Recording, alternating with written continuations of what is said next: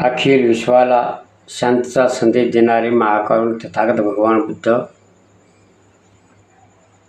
Vishwabhushan Bharat Ratna doctor Babasaheb Ambedkar, क्रांती ज्योतिबा महात्मा ज्योतिबा फुले, छत्रपती शाहू महाराज, छत्रपती शिवाजी महाराज, संत गाडगेबाबा, संत तुकाराम महाराज, भीमाई, रमाई, जिजाऊ, सावित्री माता, यशोधरा माता, फातेमा या सर्वांना त्रिवार अभिवादन.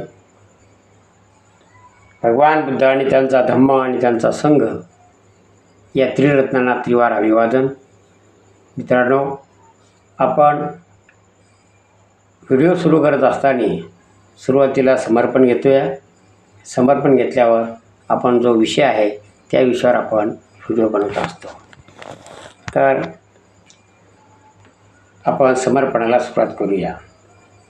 सुखो बुद्धान्मुपादो सुखा सधम्म देशना सुखा संघस्स सामगे समागान तपो सुखो. सुखात बुद्धाचा जन्म, सुखकर सद्धम्म उपदेश, सुखकर संघ एकता, सुखद समूह तपस्या. धम्मपद बुद्धभाग 14:194. समर्पण संपलेलं आहे आणि आजच्या व्हिडिओला आपण सुरुवात करत आहोत. व्हिडिओमध्ये आज भारतीय इतिहासाची 3 स्वर्णपाने या पुस्तकावर आपण व्हिडिओ बनवणं सुरू आहे. या पुस्तकाचे लेखक संशोधक गुरुगोपाल चक्रनारायण हे आहे. तरी भारतीय इतिहासाची 3 स्वर्णपाने, त्यामध्ये नंबर 1 आहे इसवी सन पूर्व 563 तथागत भगवान बुद्ध जन्म. नंबर 2 आहे इसवी सन 788 शिवशंकर महादेव, त्याला शंकर म्हणतात, भोलानाथ. नंबर 3 आहे 14 एप्रिल 1891 विश्वभूषण भारतरत्न डॉक्टर बाबासाहेब आंबेडकर. तर असे हे भारतीय इतिहासाची 3 स्वर्णपाने. तर यामध्ये या तिन्ही गोष्टीवर व्हिडिओ आहे. तर आज आपण क्षत्रिय पूर्व इतिहास, म्हणजे थोडक्यात सांगायचं की क्षत्रियांची पैदास कशी झाली, क्षत्रिय कोण व कुठून कसे तयार झाले, त्याचा पूर्व इतिहास आपण आज या व्हिडिओमध्ये पाहणार आहोत. क्षत्रिय हा शब्द बौद्धापासून उसना घेतलेला शब्द आहे. काय म्हणतात? क्षत्रिय हा शब्द बौद्धापासून उसना घेतलेला शब्द आहे. सिकंदर नंतर त्याचा सेनापती सेल्युकेस निकेटर ग्रीक साम्राज्याचा सम्राट झाला. सेल्युकेस निकेटरने आपले साम्राज्य अबाधित राहावे म्हणून आपली मुलगी चंद्रगुप्त मौर्य याला दिली.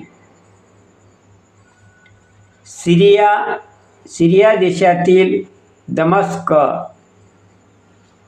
येथील मॅग्नेथिस हा एक विद्वान आपला वकील म्हणून चंद्रगुप्त मौर्य यांचे दरबारात ठेवला. आपले साम्राज्य पूर्वेकडून सुरक्षित राहावे म्हणून ग्रीक सम्राट सेल्युकेस निकेटरने केले.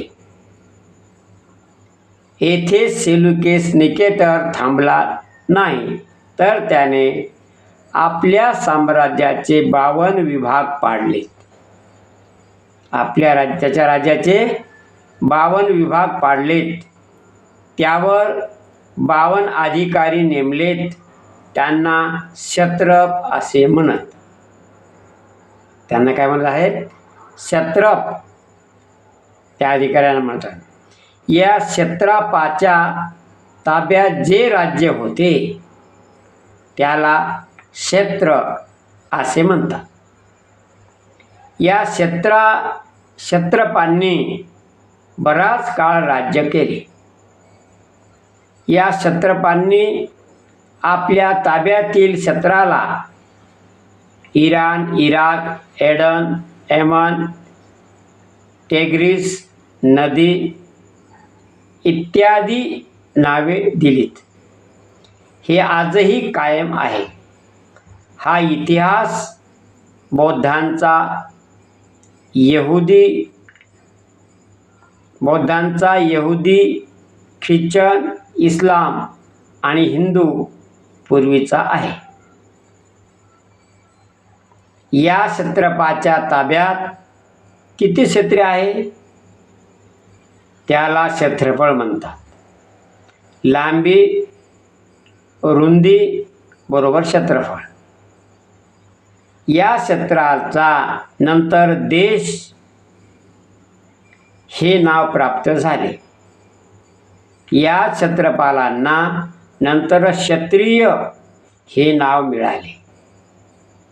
म्हणजे क्षत्रियाची कशी उत्पत्ती झाली याचा हा पूर्व इतिहास सांगला जात आहे. हे नाव मिळाले. यालाच पुढे राजा, त्या क्षत्रियाला पुढे काय म्हटलेलं आहे?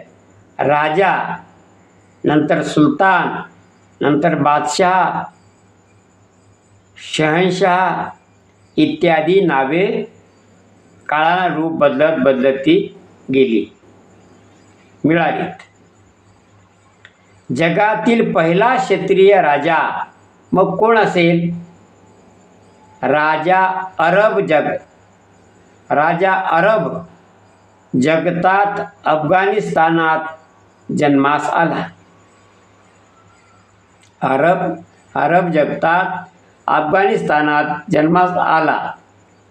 पहिला हा क्षत्रिय राजा, त्याचं नाव आहे मिलिंद. त्याचं नाव काय आहे? मिलिंद राजा, अर्थात मिलिंडर. ओरिजिनल काय? मिलिंडर हा होय. क्षत्रिय राजा मिलिंद पासून क्षत्रिय यांची उत्पत्ती झाली. त्या बौद्ध राजा मिलिंद याच्यापासून क्षत्रियांची उत्पत्ती झाली. अंधार युगात, आता काल आपण पाहिलं अंधार युग म्हणजे काय. अंधार युगात मनुस्मृती, वेद, पुराणे, रामायण, महाभारत यांनी या बौद्ध शब्दाचा स्वीकार केला. एक लक्षात ठेवावे, ग्रीक सम्राट सिकंदरचा गुरु बौद्ध विद्यापीठ तक्षशिलाचा विद्यार्थी होता आणि हाच इस्लाम पूर्व अरब जगताचा बौद्ध इतिहास आहे.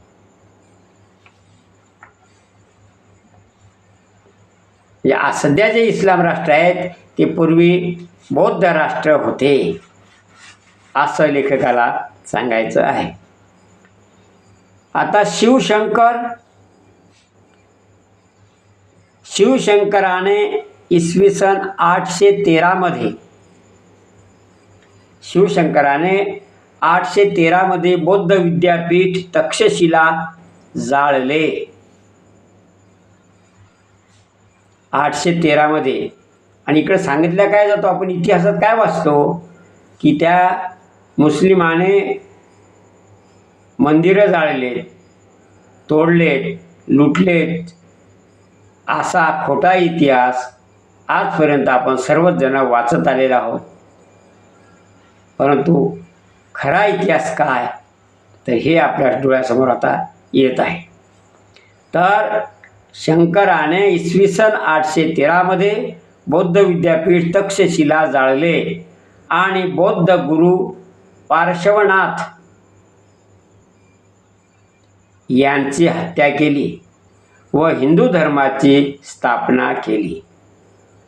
म्हणजे हिंदू धर्म कसा जन्मला, तर हा रक्तरंजित इतिहास आहे की बौद्ध धर्माचा नाश करून हिंदू धर्म त्याच्या वर हा उभा झालेला धर्म आहे. म्हणजे सुरुवातीपासून याचा इतिहासच असा आहे की जबरदस्तीनं तयार झालेला हा धर्म. हिंदू धर्म हा बौद्ध धर्माचे चौथे अपत्य आहे. कितवं? चौथे. म्हणजे ख्रिश्चन धर्मसुद्धा बौद्ध धर्मातून झालेला आहे, मुस्लिम धर्मसुद्धा बौद्ध धर्मातूनच झालेला आहे, आणि हा हिंदू धर्मसुद्धा बौद्ध धर्माचंच अपत्य आहे. म्हणजे या सर्वाचा मूळ जर असेल या जगातला, तर बौद्ध धर्म हा सर्वांचाच बाप म्हणायला काही हरकत नाही. बौद्ध धर्माचे चौथे अपत्य आहे. आता हिंदू धर्म तर स्थापन झाला, पण भारतात हिंदू धर्माचा प्रसार व प्रचार करावा कसा, ही चिंता शिवशंकराला पडली. कारण यावेळी भारत बुद्धमय देश होता. कारण सर्व देश हा बौद्धमय होता, सर्वच लोक बौद्ध होते त्याच्यामध्ये. सध्या आता जे सर्व वेगवेगळ्या जातीत लोक आहेत ते पूर्वीच्या काळी सर्व बौद्ध होते. भारतात अनेक लहान लहान बौद्ध राज्य होते. यांचा नाश केल्याशिवाय भारतात हिंदू धर्माचा प्रसार व प्रसार होणे शक्य नव्हते. मग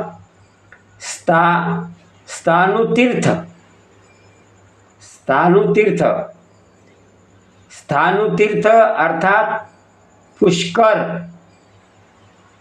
पुष्कर येथे वशिष्ठ नावाचा एक संन्यासी आश्रम बांधून राहत होता.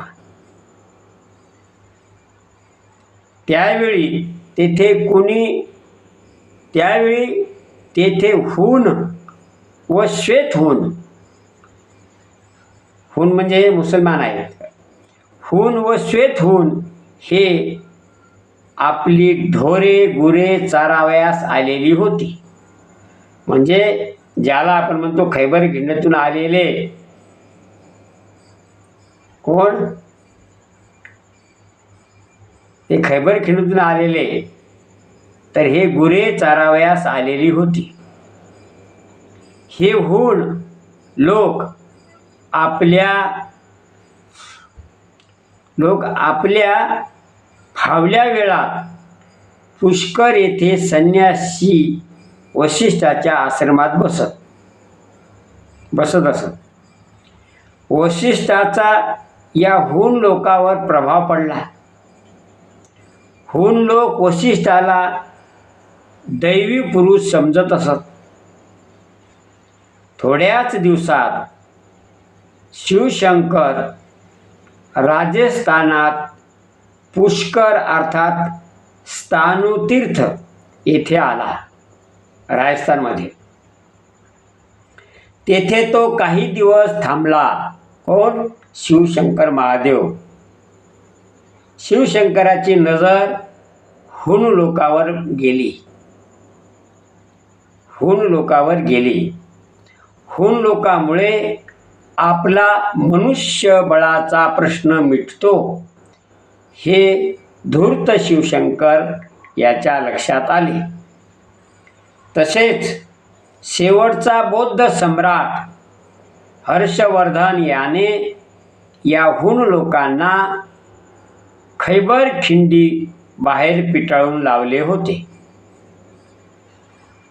म्हणजे बौद्धांचे व हुणांची जुनेच वैर होते. या वैराचा फायदा हा शिवशंकर आता इथे घेत आहे. नेमका याचा फायदा शिवशंकराला झाला. शिवशंकराने संन्यासी वशिष्ठाच्या मदतीने या हूण लोकांना आपल्या हिंदू धर्माची दीक्षा दिली. त्यांना क्षत्रियाचा दर्जा दिला. त्यांना काय दिला? क्षत्रियाचा दर्जा दिला. यालाच शिवशंकराने वशिष्ठाच्या कुंडातून क्षत्रियाची उत्पत्ती केली असे सांगितल्या जाते. पण ओरिजिनलमध्ये त्याची कथा किंवा त्याचा इतिहास अशा प्रकारचा आहे.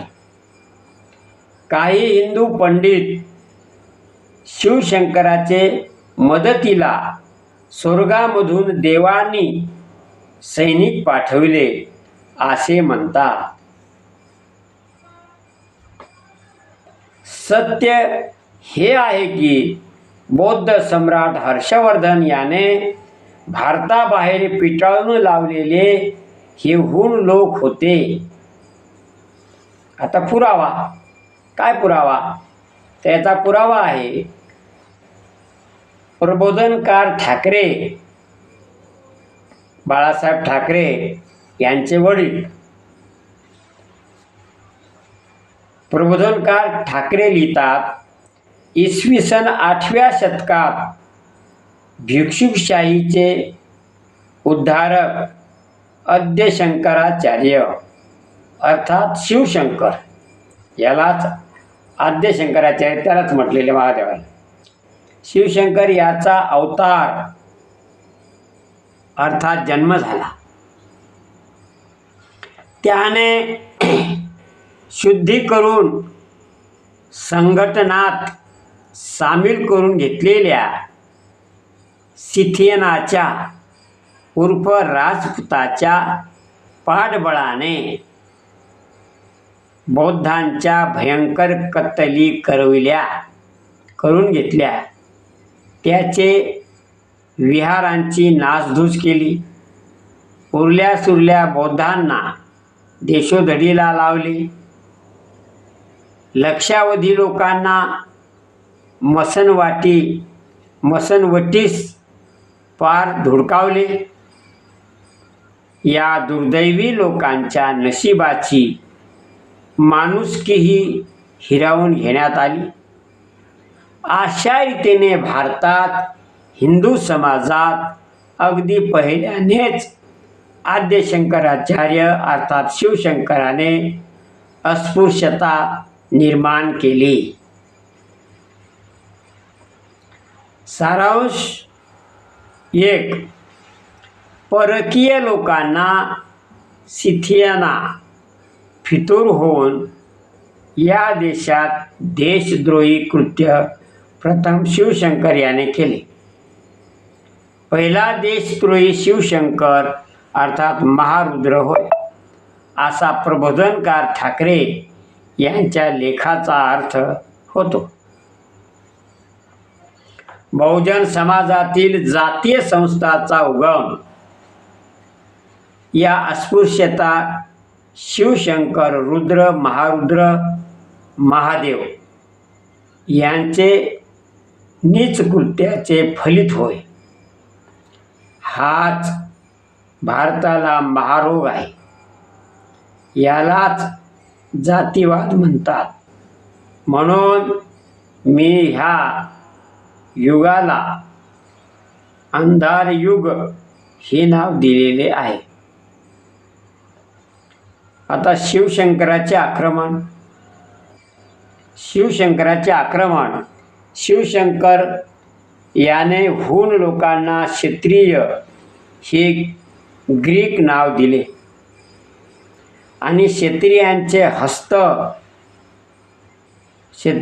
हस्ते बौद्ध धम्माच्या लोकांची कत्तल करीत स्थानतीर्थ अर्थात पुष्कर येथून तो निघाला आणि गंगा नदीकाठी आला.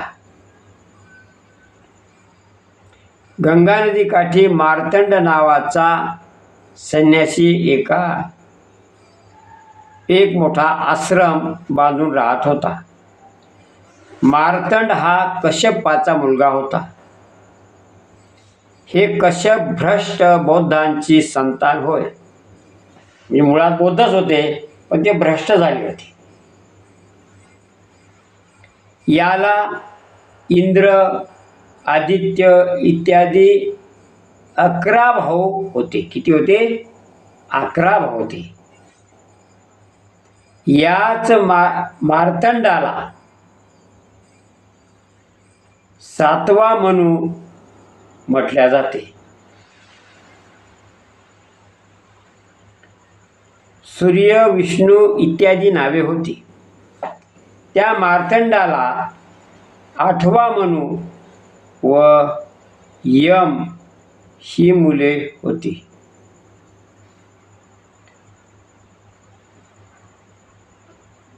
शिवशंकर हा मार्तंडाच्या आश्रमात थांबला.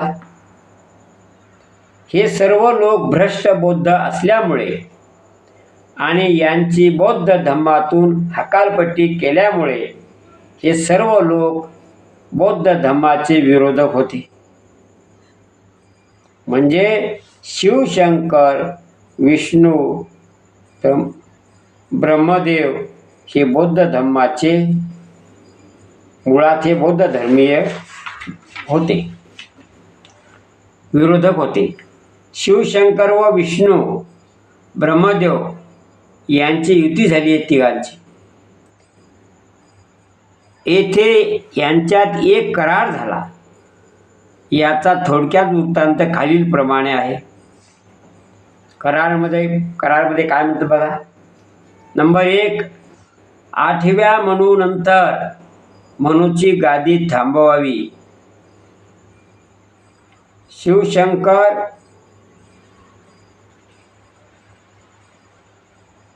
शिवशंकर अर्थात महारुद्र हा बौद्ध भिक्षू असल्यामुळे अविवाहित व निपुत्रक होता.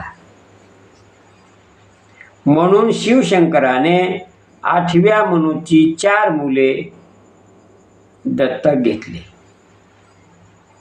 8व्या मनूची 4 मुलं दत्तक घेतली. हेच प्रथम 4 शंकराचार्य होत.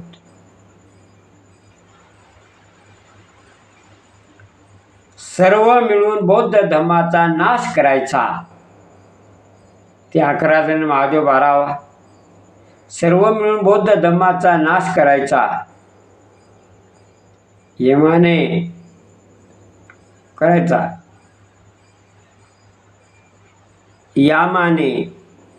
यमाने राजे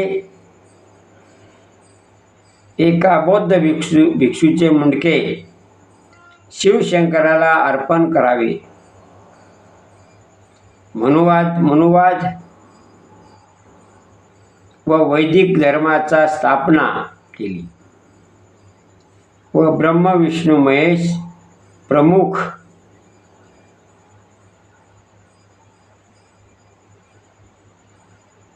देवता झालेला. ब्रह्म, विष्णू, महेश प्रमुख देवता झालेत. ब्राह्मण ही जात स्थापन व संघटित झाली. अशा प्रकारे आजचा व्हिडिओ इथे थांबलेला आहे. तर आज आपण